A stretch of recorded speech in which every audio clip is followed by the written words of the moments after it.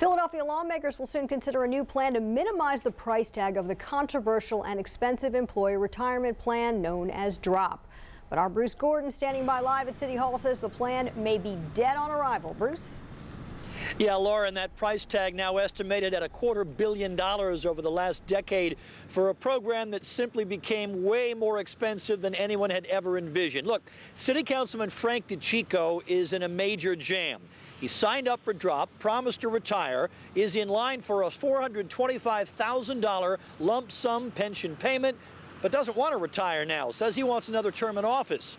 Well, as you might imagine, that has lots of folks, including challengers for that 1st District Council seat, screaming about broken promises. So today, DiCicco introduced legislation that would fundamentally change DROP, allowing those who sign up to back out. And he has an interesting co-sponsor, Councilman Frank Rizzo, also a DROP participant, also promised to retire, also now running for re-election.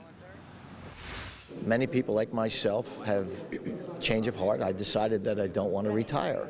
And if the DROP program is going to cost taxpayers money, I'm giving everyone an option to get out of that program. Go back to square one. You're just back as a full-time city employee, as though you had never been in the DROP program in the first place. You'd be willing to get out of DROP if you were able to get out of DROP? If I'm able to get out of if I'm able to not take my DROP payment, I'd be willing to do that, but I need to understand that there are no significant ramifications that I'm not aware of, that how it can affect my existing pension.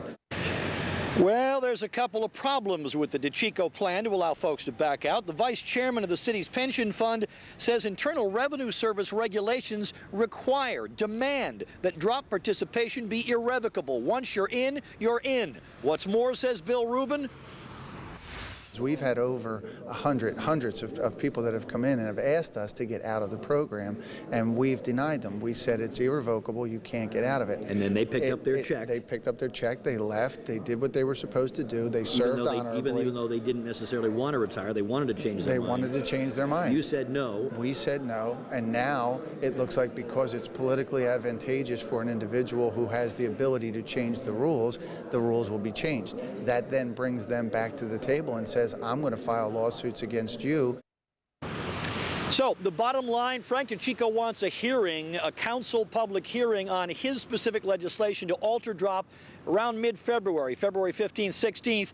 No date certain yet on the broader legislative plan to kill DROP altogether. But again, the DiCicco plan looks like it might be in big trouble already. Bruce, sounds like spin control to me. I understand the public weighed in on this issue at today's council meeting. Yeah, sort of. The rules in City Council, the new rules are that the public, members of the public, city taxpayers, may speak publicly in front of the council for up to 5 minutes, specifically on an issue that council is about to vote on. But of course, DROP was not scheduled to be voted on today, and so it is my sincere hope that before long that is an issue that we will be addressing. And I would certainly welcome you to come back at the appropriate time. No one should get 4 years pension and salary at the same time. Right, it is Mr. a ripoff. Fisher, Thank you very much. I'm going to repeat, thank you. I am a Tea Party member, and we will be voting against you guys who were taking the money. Thank you. So as you can see, tempers flaring there, and when the public really is allowed to comment on this, you can expect lots of comment. Yeah, you need those voices. Bruce Gordon, thank you for reporting that story. Good